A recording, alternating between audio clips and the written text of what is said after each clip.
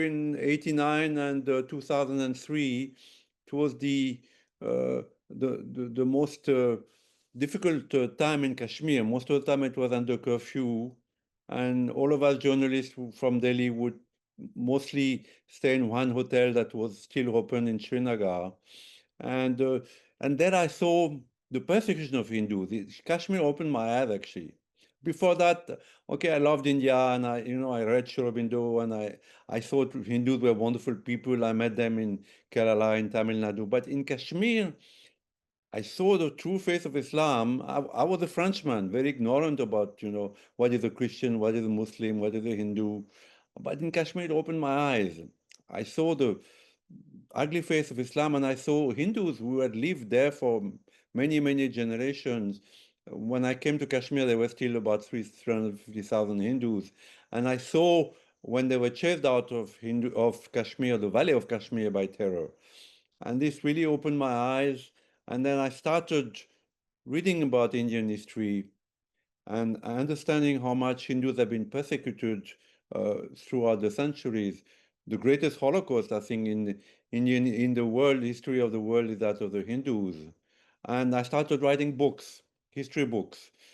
So my first exhibition was on the Kashmiri Pandits, which I opened in Habitat Center in New Delhi, and it was opened by Mr. Advani, who was then the Vice Prime Minister of India, and Shri Ravi Shankar, who gave us a lot of support to my foundation. My foundation is called FACT, Foundation Against Continuing Terrorism, because of what I saw in Kashmir. The terrorism that I saw in Kashmir against Hindus uh, is something that is going on today everywhere in the world, in India, against the Jews, that massacre of 7 of October 2023, something so horrible. So it opened my eyes, and so I started doing exhibitions. Then I did something on Aurangzeb because Aurangzeb is so important. He's often portrayed as strict by benevolent ruler, but actually studying Aurangzeb, I was given access to the archives. Aurangzeb was a very meticulous emperor. Every order that he passed, whether it was destroying a temple or imposing the jizya tax or beheading or torturing Hindus, he wrote it. It was written down in Farsi, and then he put the imperial seal on it himself. So they're all preserved actually. Nobody goes, no, they're in Bikaner, the Bikaner archive in Rajasthan, and I got access with one of my professors, which I had employed, and we got access to Aurangzeb's firmans, and it's incredible that this man was an absolute monster, not only against Hindus, but against his own family. He had his brother Darashuko, who was the eldest son of Shah Jahan, beheaded. He had his father, Shah Jahan, in prison and slowly poisoned. He had his brothers killed, imprisoned and killed. So he was an absolute monster. And still today we find that when I showed my exhibition in Aurangzeb, actually, in Delhi, people came to me and said, Hindus came to me and said, no, why do you want to recap the past? This is all gone. What is this is wrong. You are just creating communal disharmony. And then from Delhi, I took it to Chennai because I had an exhibition place in Chennai, and in Chennai, it actually ran into trouble, that exhibition, because one guy called the Nawab of Akot, his ancestor was named by Aurangzeb long, long ago, and he has an inheritor who lives in a palace in Chennai, and he was very close to Mr. Stalin, who was now the chief minister at that time, was the son of Karunanidhi. So this guy came to see the exhibition. It was in a very well-known place, and objected to some of the paintings, particularly the raising of the Somnath temple, which, as you know, was raised 7 times. So he called Stalin, and Stalin sent one of his best officers, the man who killed the sandalwood smuggler Veerapan, that officer who killed Veerapan. He sent that guy to close my exhibition. I was in Delhi. They closed down the exhibition. They threw some of the paintings on the ground. They were, at that time, I was framing them in glass. They took the two ladies who were guarding the exhibition in jail. So I flew from Delhi. I got the ladies released, but the police kept 6 months at Aurangzeb exhibition before I could get it back. So I got it back, brought it to Auroville Pondicherry, got it repaired, and then After, by that time I had done many other exhibitions. So Sri Ravi Shankar gave me a piece of land in Pune. Outside, that time it was far from Pune, near the airport, very rocky piece of land with no water. And there I started a museum.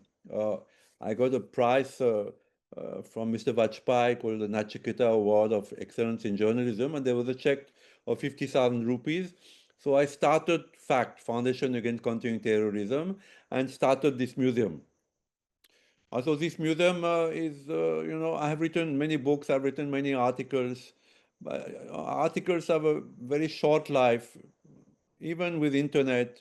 Books have a very short life because there are so many books coming out. So a book, maybe even if it's a successful book, 2 3 years, 4 years, 5 years, but the museum is something I felt that would stay after me, that where I could put in stone and paintings and arts, my ideas about the Hindus, what a wonderful people they are, how much they have suffered throughout the age. So, of course, in my museum, I have exhibitions. I have one huge exhibition on the Holocaust of Hindus called the Hindu Holocaust, uh, which I had made quite a few years ago. One time the Dalai Lama came to visit the museum, and the Dalai Lama is a very well-guarded personality. So the police came, Intelligence Bureau, CBI, they came, and they saw this Hindu Holocaust exhibition. I think one of them was a Muslim guy. So they got very offended. So the GGP of Pune at that time told my wife and I that unless you remove that exhibition, we will put you in jail.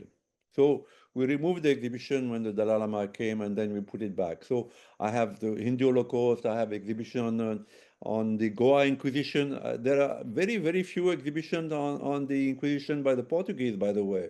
There are many books, but I went to Goa to do some research, and I found that though Goa has been under a BJP government for, I don't know, 10, 15 years, everything is gone. They have raised, the place where Jews and Hindus were crucified, where they were imprisoned, where they were tortured. There is nothing left. There is nothing in the museum about the Inquisition against Hindus in Goa. So I have an exhibition on the Inquisition in the museum. I have something on Tipu Sultan also to show him as he really was. Of course, I have a huge exhibition on Aurangzeb, the one that was broken down in Chennai, and it is now in the museum. But I have also exhibition on the heroes and heroines of India because I feel that unless the Hindus, especially the Hindu youth, becomes proud of their history, knows their history, the good and the bad, but the good also, because there's so many great heroes. I mean, Shivaji Maharaj, Maharana Pratap, but also many heroines, who are not well known. I mean, uh, Chenama of Karnataka, Durgavati of Maharashtra, Akabat who fought the Portuguese. So we have all these in our museum. This is a Seva museum because I felt that I have a debt towards India, that India gave me so much knowledge. Whatever I learned, whatever I speak today, I learned it here. I learned it from, from reading Shri Aurobindo, from meeting people, from Hindus, from reading books, from the Bhagavad Gita. So I feel I have a debt towards India. So this museum is a way of repaying my debt. So entry of the museum is free.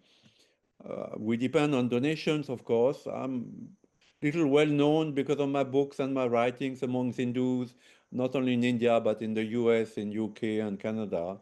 So I keep, this museum keep growing slowly, but now we have 23 pavilions. We have a marvelous temple dedicated to Bharat Mata. We have a video library. We have a reception. So this is my dharma.